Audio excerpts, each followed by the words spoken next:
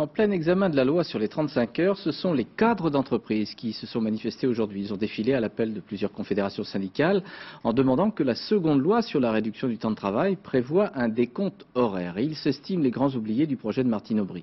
Alors pour comprendre cette réaction des cadres, Émilie Lançon, Frédéric Pasquette et Philippe Jasselin ont quitté la manif pour prendre l'exemple d'une femme travaillant dans la hiérarchie d'une société pétrolière. Les cadres veulent remettre les pendules à l'heure. Inutile de tendre l'oreille, car à l'évidence, crier des slogans à tue-tête n'est pas du dernier chic. C'est donc dans une ambiance très sage que les cadres se sont rassemblés pour dénoncer le projet de loi Aubry sur les 35 heures. Et notamment l'article 5. Il prévoit que le temps de travail des cadres pourra être calculé en jours et non plus en heures. Une disposition dangereuse d'après les syndicats. Les cadres deviendraient corvéables à merci. C'est une loi qui supprime les contraintes horaires. Nous pouvons demain être obligés de travailler éventuellement 13 heures par jour. Ça, nous ne l'accepterons pas.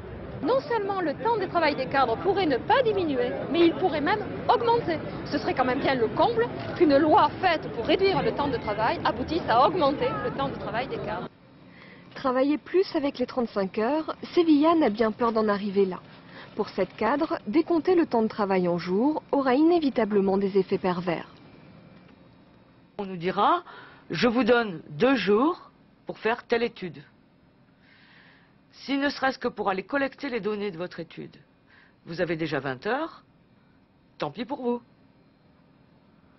Alors qu'actuellement, si pour collecter les données il me faut 20 heures, mon patron ne peut pas me dire que je dois le faire en 2 jours. Comment est-ce qu'une femme avec des enfants peut travailler 13 ou 14 heures par jour?